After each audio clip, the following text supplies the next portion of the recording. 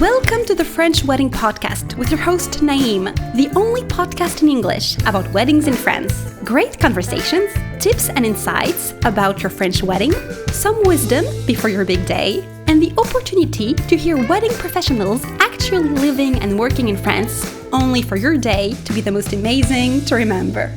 Hello everyone and welcome to the French Wedding Podcast. Greetings from France. This is the place where we're recording this show. I'm Naïm, professional ceremony officiant based in my hometown Paris, and I created this show especially for future brides and grooms willing to get married in Paris or anywhere in France. Each episode is an occasion to meet a main actor of the industry, can be a vendor such as a wedding planner, hair and makeup artist, bridal salon, videographer, venue owner, bloggers, you name it. This show exists to bring you some insight about how people do things in France regarding the wedding industry, but we also share funny stories, things to know, and special memories when we happen to work together on the very same wedding.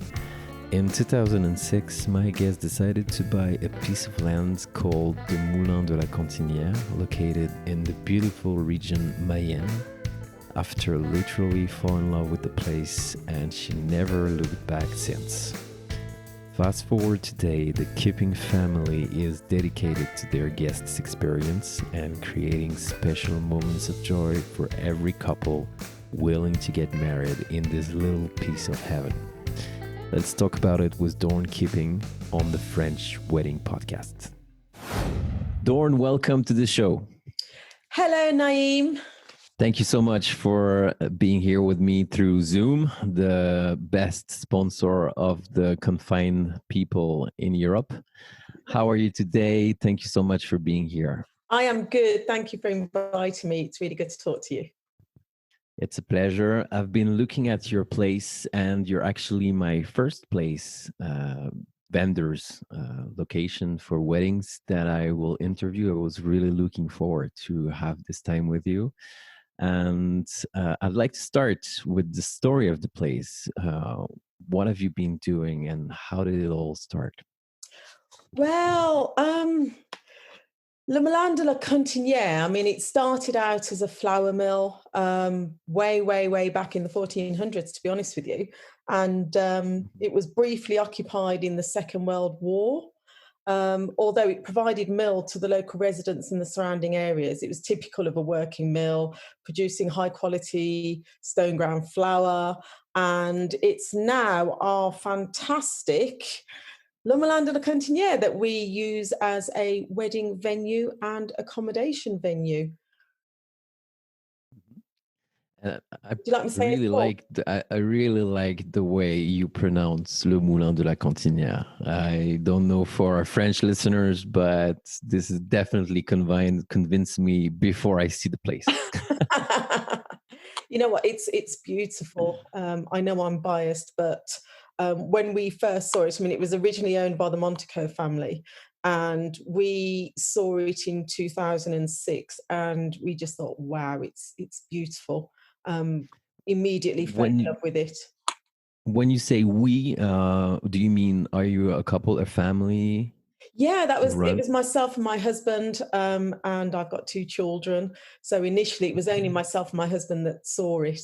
But it was, we saw it, loved it, bought it on the spot. Wow.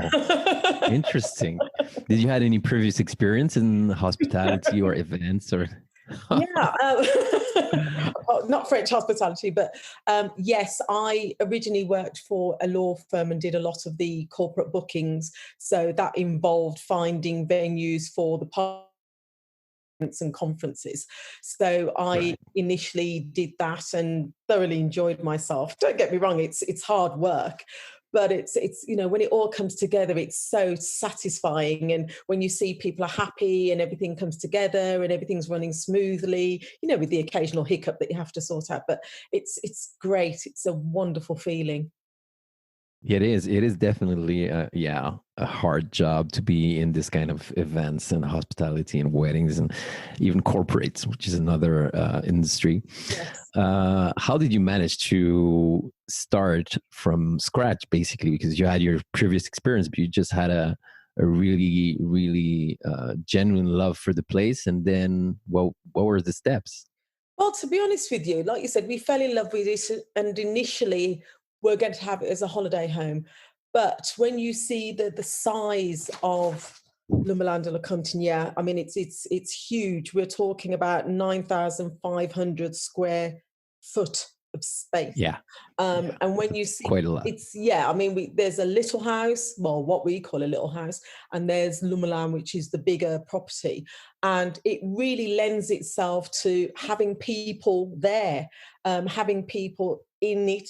How would you say, sort of celebrating it and enjoying it, and it's almost like it opens up and welcomes you. You know, it gives you a big hug and says, "Yes, come on in, enjoy yourself, come on, celebrate with me." And it's really it's really hard to explain, but it's not the sort of place where you just have like mom and dad and a couple of kiddies. It's a place where it absolutely resonates when there's people inside, laughter, enjoying themselves. You know, we've had plenty of parties and celebrations, be it families, be it wedding receptions, and it just blossoms, it glows when there's people there enjoying themselves. It comes alive, and we wanted to share that with people. And initially we were asked by a member of the community if we would be happy to open it up for his daughter's wedding celebrations. We were like, oh yeah, why not? Yeah, that's brilliant. I mean, you know, it's the sort of event that it's just wonderful. I mean, you know, we're not tax inspectors or something. You know, people actually come to us because they want to. So being asked to be part of somebody's celebration of finding their partner and celebrating the love they have for their partner. I mean, that's just blessings raining down on you. And we started from there and thought, yes, this is what we want to do. We want to be part of this. We're just greedy. I love it. This is really nice. I really like to when vendors and people in the wedding industry, they have a vision about weddings, receptions, sharing moments of joy and all this type of things. And so you bought it in 2006, you said? Yeah, it was December 2006. And then did you put in place all the staff that you need, or this kind of thing, or are you running it properly? Drive me through this. It was generic, really. Like you said, initially, Le Moulin was still derelict. After they stopped using it as a flour mill, it sort of just fell into disrepair, I suppose. So initially, we refurbished Le Moulin. And we had in mind how we wanted it to look, how we wanted it to feel. And we very much asked family and friends to come over and road test it, I suppose. So as we did the renovations, it was very much a case of, okay, well, what do we need for, you know, a wedding reception? What do we need for the bridal suite? What do we need for guest accommodation? So you sort of road test things, you know, you put things in place and see if that works. You get feedback, like I said, from family and friends, you know, whereby they'll say, well, actually, would have been good if we could have had this, or, oh, that was a really good idea. So from there, it was very generic. We then, you know, outsourced, you know, locals to come in rather than, you know, I don't know. We asked around who would be interested to come and work with us, not for us, with us, to help create our vision of how we wanted to, you know, facilitate, you know, the needs and the wants of couples that were coming in. And we've got a great team now, fantastic team, and they're all as passionate about Le Moulin de la Quentinière as we are. They see it as their baby, really, so which is great because they look after it, and it's very personable to them. And you know, they're very much there and willing to work with all of the couples to achieve what they want to achieve. I mean, we just want to, you know, make people happy, and it's great when it all comes to pass. You know, it's just, I can see it. Yeah, well, you can see it on the pictures on your website. You can see that this is not only a beautiful place; it's also a place with a soul and a big history, I think, you know? Yeah, definitely. You see that. I mean, it's not your usual wedding venue. I'll put my hands up to that. But it comes into its own. It's different. It's unique, and it's what you make it. It's like I said. It's beautiful. It's a beautiful venue, and you know, beautiful people can come along and enjoy it. It's as simple as that. And we are there just to facilitate what they want. Like you said, we have our wedding partners. So we have caterers and florists and hair and makeup stylists and cake makers and, everyone, the whole circus. Yes, definitely. And they all work with us. It's not a case of, oh, well, there you go, get on with it. This is all us coming together and just weaving around the couple to weave their dream. And that's hopefully good. That's what we help to create with them. Talking about the help, can you drive me through the process of a wedding booking? Okay, well, initially we would have a couple contact us. It may be the bride that comes to us first, and then eventually she might let the groom get a hand in. And then we like to meet up with the couple and we sit down with them and we walk through their ideal wedding celebration scenario. We would then introduce them to our preferred wedding partners. And then they would put what they want into place, and we would talk about, all the details that we're able to provide to the couples in order to facilitate their needs. We would talk about timescale and whatever else, and it sort of goes from there. So initially, it's the inquiry from the bridegroom or whoever, and then it's the meeting where we can then sit down and talk more into final details, and then work with them through the process. So you're here with them all along during the process? Yes, definitely. And I think it's very important. Yeah, definitely. Thank you.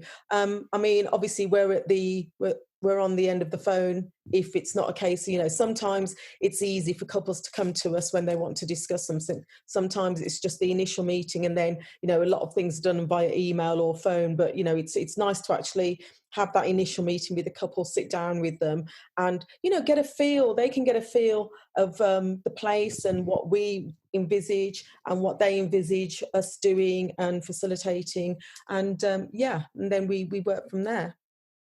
And the time frame, what about it? Because as we all know, it depends on people, but most of the time, from my experience, I've seen people booking 1 year or 1.5 years, 2 years in advance for their time frame, especially for foreigners.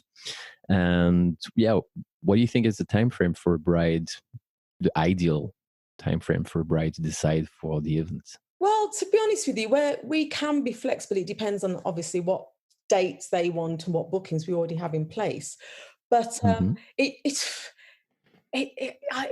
hard for me to put a specific time frame on it, to be honest with you. 12 months, some people might say, is a lot. Some people might say, oh no, it's not enough. I think it depends on how many people they want actually at their wedding with them, where they're coming from. So for instance, if bride and groom are from the UK and they have family in the US that they want to come over, present, sort of climate as it is, we won't discuss that because of an unusual situation at the moment. But generally speaking, I think it does depend on their invitees, who they want to be there, as to how and when they can get to our venue. So it's down to the couple, to be honest with you. There's obviously things that they want to put in place. So it all depends on, if they just want, themselves, mom, dad, and a couple of friends, then 12 months is more than sufficient. But if they want the world and his dog, then you have to appreciate that the world takes a bit longer to all get to the venue, sort themselves out and travel and etc. But like I said, we are flexible with regards to any time frame that the couple have. As long as very available. Good. Talking about size, there's actually can be very, very intimate, like very small weddings and almost elopements, but you can also have very kind of middle to medium to big parties there. Yes, we can sleep up to about 30 guests, including the bridal couple. And we also can facilitate or, cater for up to about 120 guests inside or outside, obviously for spring, summer weddings, weather permitting. We can, erect a marquee in the garden and have Okay. celebrations outside, fairy lights and the music. And it's quite nice actually in the garden. But, Yeah. it just depends what the couple have in mind. But I mean, I know it sounds like I'm just bending over backwards and trying to facilitate, but that's what we do. That's what we're here to do. We're not going to impose what we want onto the couple. It's very much, hey, what do you want? How do you see this, Yeah. unfolding? And then we do our best to make that come to pass. So yeah. I really agree with that vision because many of my couples, they're asking me, what do you think we should do? How we should do this and that? Like they're asking me advices, which is kind of normal. Yes. But as you said, at the end of the day, this is what I say to all my couples is this is your day, not mine. This is your ceremony, not mine. Yes. I can help. I can, like you say, facilitate, but this has to be your way. So I really agree with what you said. Yeah. And talking about the location, did you live in France before living in the Moulin La Quentinière? No, it's really mad. I think like most people, I started out doing the day trip to Calais and going to the supermarkets and buying things and croissants and thinking, oh, this is wonderful. It's a completely new country. And then as stop laughing at me, Naeem. I'm just really, really enjoying this conversation because I can recognize every aspect of it. So really, really fun for me. So, it was like, oh, wow. And then, when I met my husband, we used to holiday in France, very much sort of northern France, a lot. And we just thought it was fantastic. France is beautiful. It's a lovely country. And it was just a hop, skip and a jump from the UK. So it was ideal. Yeah. The people are really friendly. And I mean, the countryside, it's just amazing. I'm sorry.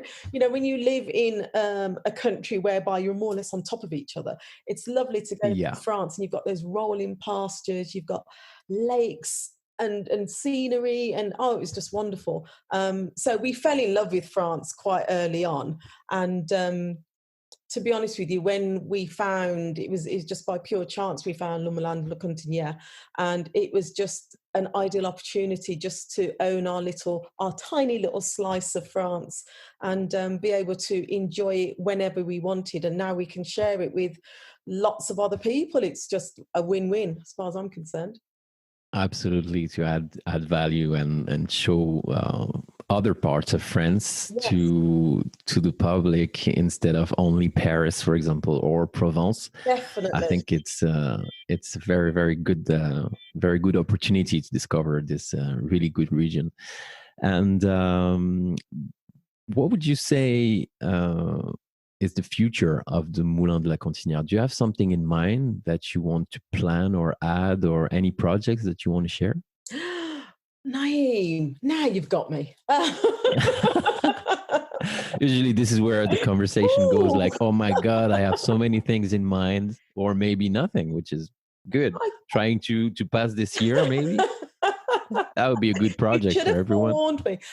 To be honest with you, once this year is scrubbed out of my memory, it will be fantastic just to look forward to welcome more couples to Le Moulin de la Quentinière, to welcome families and lots of friends and guests. And to be honest with you, a lot of the guests that we've had have now become friends.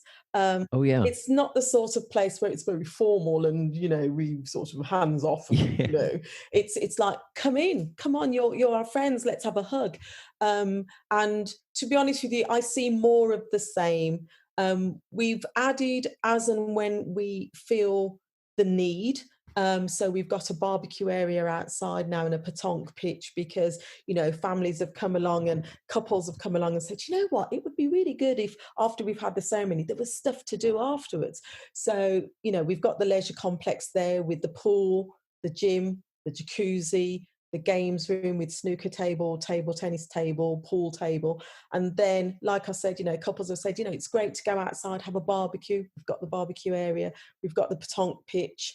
And, if couples have said to us, look, we like the idea of whatever, a marquee outside. Great, yeah, let's get a marquee outside. And I think we're very much open to suggestions from anyone who comes along and visits and enjoys being there with us, and they think it will enhance their stay with us. But for the future of Le Moulin, like I said, more of the same. It would be we're more than happy to welcome more couples, and like I said, we're blessed if they're happy to come to us and let us share in their celebrations. It's what more can you could wish for. Definitely agree with that. I'm sure it will get better very soon. Anyway, we don't have any other option to keep smiling and keep looking at the horizon and stay positive. Yes. Thank you so much for taking the time to talk about Le Moulin de la Quentinière. I can't say it with your lovely accent. Sorry, I'm too French. Not at all. It was a pleasure to have you on the show. Thank you. I will put every detail of this great place in the show notes for everyone to check it out. And is there something that you want to add before we go? Well, before we go, I think I should add that we do actually have a competition on at the moment. Like I said, they are strange times at the moment, and we appreciate that there are a lot of couples out there whose plans have been scuppered or put on hold. So we are offering one lucky couple, a free wedding at Le Moulin de la Quentinière at any date that is available up until 2023.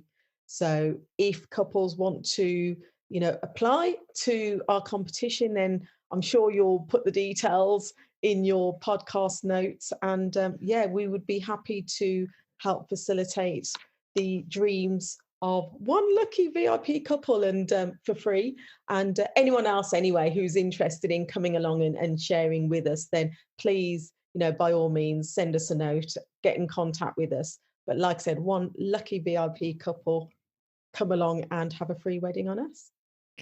That's very good. Sounds good. I will put all the info in the show notes once again. Dorn, thank you so much for taking the time to be with us today, and I'll see you soon, maybe. Thank you, Naeem. I look forward to meeting you. Hey guys, thanks again for listening to the show today. You can find more information on our guests in the show notes, as well as my contact and my website. If you have any questions regarding your French wedding, I'm happy to help. Also, please do not hesitate to leave a review for the show.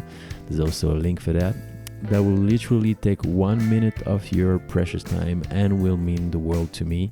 I always appreciate your support. Thank you again very much for your time and feedback. Wishing you a great day or a great night anywhere you are in the world. I send you some good vibrations, and we'll talk to you again soon for a new episode. Bye bye.